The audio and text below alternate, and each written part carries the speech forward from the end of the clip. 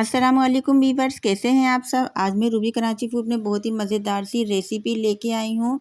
क्योंकि गर्मियाँ हैं और गर्मियों में बिल्कुल दिल नहीं चाहता कि हम कुछ बनाएं नाश्ते में, दोपहर के खाने में या रात के खाने में, तो बिल्कुल दिल नहीं चाहता हम क्या बनाएं। तो हमने आज बनाए हैं बेसन के पराठे, जिसे बेसन के चीले भी कहते हैं।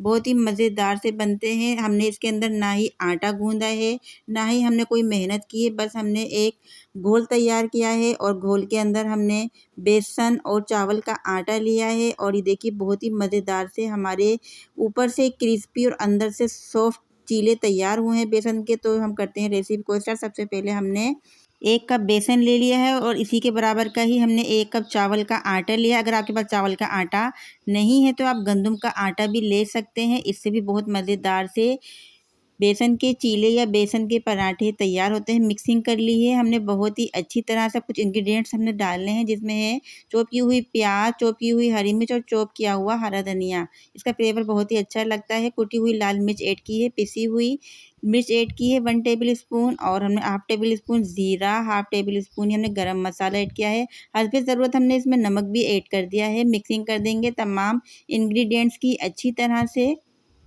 और मिक्सिंग कर देने के बाद अब हमने इसमें पानी ऐड करना है, और पानी थोड़ा थोड़ा करके ही ऐड करना है। जितनी ज़रूरत है पानी की हमने उतना ही ऐड करना है। और हमने एक पेस्ट बना लेना है। पेस्ट ना ज़्यादा थिक होना चाहिए और ना ही ज़्यादा पतला होना चाहिए। बहुत अच्छी तरह से हमने मिक्सिंग कर लेनी है। और देखिए कितने अच्छे से मिक्सिंग हमने कर दी है तमाम इंग्रेडिएंट्स की। अब हमने 10 से 15 मिनट के लिए रख दिया है इसको। इस घोल को रेस्ट देना बहुत ज़रूरी है, क्योंकि हमने इसमें चावल का आटा और बेसन इसमें ऐड किया है और इसको फूलने में थोड़ा टाइम लगता है। देखिए कंसिस्टेंसी कितनी अच्छी हमने तैयार की है। अब हमने एक पैन में थोड़ा सा कुकिंग ऑयल को ऐड करके इस तरह से कर लिया है, फैला लिया है हमने।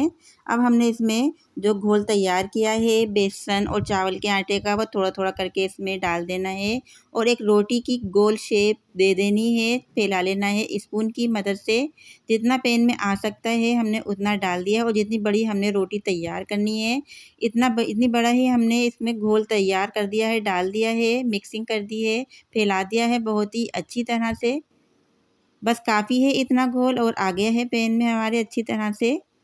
थोड़ी देर के लिए हम कवर कर देंगे ताकि अच्छी तरह से इसको हीट लगे। और देखिए हीट बहुत अच्छी तरह से लग गई है और एक तरफ से फ्राई भी हो गई, दूसरी तरफ से बहुत अच्छे से फ्राई हो गया है। हमने साइडें चेंज कर दी हैं और दोबारा से हमने कुकिंग ऑयल को डाल दिया ताकि बहुत अच्छे से क्रिस्पी पराठा हमारा तैयार हो जाए। और देखिए माशाल्लाह से बहुत ही मज़ेदार सा क्रिस्पी पराठा या क्रिस्पी चीला हमारा तैयार हो गया है बेसन का। अब हमने इसको निकाल लेना है। एक बेसन का चीला हमारा तैयार है। अब इसी तरह से ही हमने दूसरा भी चीला तैयार कर लेना है, जिसके लिए दोबारा से हमने घोल इसमें डाल दिया है। और अब कर देंगे हम साइड चेंज, क्योंकि एक तरफ से बहुत अच्छे से फ्राई हो गया है। दूसरी तरफ से भी हमने अच्छे से फ्राई करना है और कुकिंग ऑयल डाल देना है ताकि अच्छे से दूसरी तरफ से भी फ्राई हो जाए। चम्मच की मदद से अच्छे से हम दबा दबा के हमने इसको फ्राई करना है ताकि बहुत ही अच्छे से क्रिस्पी फ्राई हो।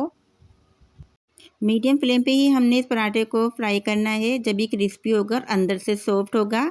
और ये देखिए दूसरा पराठा भी हमारा बहुत अच्छी तरह से फ्राई हो गया है।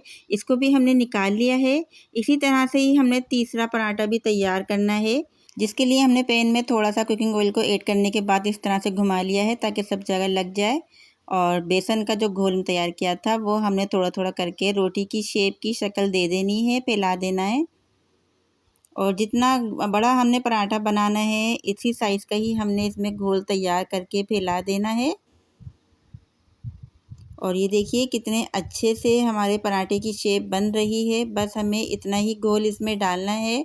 अब हम फैला देंगे इसको। फैला लिया है अच्छी तरह से हमने। और ये देखिए थोड़ा थोड़ा सुराख थे तो हमने उस जगह भी इसको फिल कर दिया है ताकि बहुत ही अच्छा से हमारा बेसन का चीला या बेसन का पराठा तैयार हो जाए। कवर कर देंगे थोड़ी देर के लिए ताकि अच्छे से एक तरफ से हीट लगे और फ्राई हो जाए। और देखिए एक तरफ से बहुत अच्छी तरह से फ्राई हो गया है। साइड चेंज कर देंगे। और ये देखिए दूसरी तरफ से साइड चेंज कर दी है हमने। और थोड़ा सा कुकिंग ऑयल को इसमें और डाल देना है ताकि दूसरी तरफ से भी क्रिस्पी फ्राई हो जाए बहुत ही अच्छी तरह से।